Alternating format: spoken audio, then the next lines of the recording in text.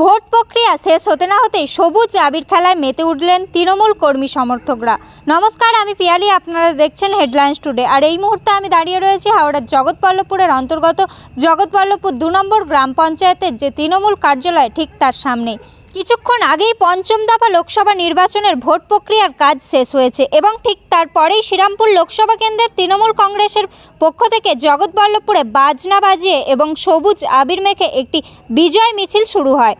এই মিছিলে যেটা দেখা যাচ্ছে, জগৎবল্লভপুরের বিধায়ক সীতানাথ ঘোষ তিনিও এই মিছিলে সামিল হয়েছেন। এর পাশাপাশি জগৎবল্লভপুর পঞ্চায়েত সমিতির সভাপতি রঞ্জন কুণ্ডু তিনিও এই মিছিলে সামিল হয়েছেন। এদিনের এই মিছিল থেকে জগৎবল্লভপুরের বিধায়ক বলেন, শ্রীরামপুর লোকসভা কেন্দ্রের তৃণমূল কংগ্রেসের মনোনীত প্রার্থী কল্যাণ বন্দ্যোপাধ্যায় তিনি 1 লক্ষ ভোটে জিততে চলেছে, তাই তারা ভোট প্রক্রিয়া শেষ হওয়ার পরেই সবুজ আবির খেলায় মেতে উঠলেন। কি বলছেন জগৎবল্লভপুরের বিধায়ক, সরাসরি দেখে নেব হেডলাইন্স টুডের পর্দায়।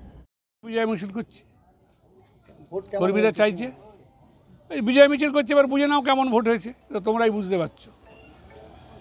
ফল ঘোষণার আগে আপনারা বুঝতে পারছেন নিশ্চিতভাবে এটা তো আমরা বুঝবোই। আমরা 2 মাস 1.5 মাসের ওপর 2 মাস ধরে আমরা মানুষের কাছে প্রতিনিয়ত যাচ্ছি আসছি, মানুষের মনোভাব দেখছি, এটা বুঝবো না? এটা কর্মীরা নিশ্চিতভাবেই বুঝতে পারবে। শ্রীরামপুরে কত ভোটে কল্যাণ ব্যানার্জি জিতবে?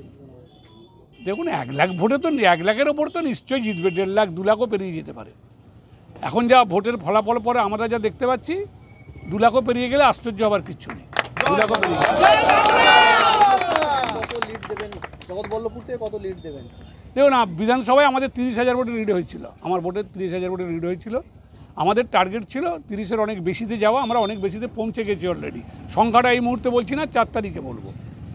আচ্ছা, বিভিন্ন জায়গায় বিরোধীরা অভিযোগ করছে শাসক দলের নেতারা বিভিন্ন জায়গায় ভোট করতে দেওয়া হয়নি বা বিরোধী এজেন্টদের বার করে দেওয়া হয়েছে, একটা অভিযোগ। আপনারা তো ঘুরছেন, একটা প্রমাণ দিন না। জগৎবল্লভপুর বিধানসভা কেন্দ্রে একটা জায়গায় প্রমাণ দিন যেখানে আমরা এজেন্টকে মেরে বার করে দিয়েছি বা যেখানে এজেন্ট বসতে পারে। যদি কোনো জায়গায় এজেন্ট না বসতে পারে, সেটা ওদের সাংগঠনিক দুর্বলতা, আমাদের কিচ্ছু না। আমরা তো ফ্রি অ্যাক্সেস দিয়েছি।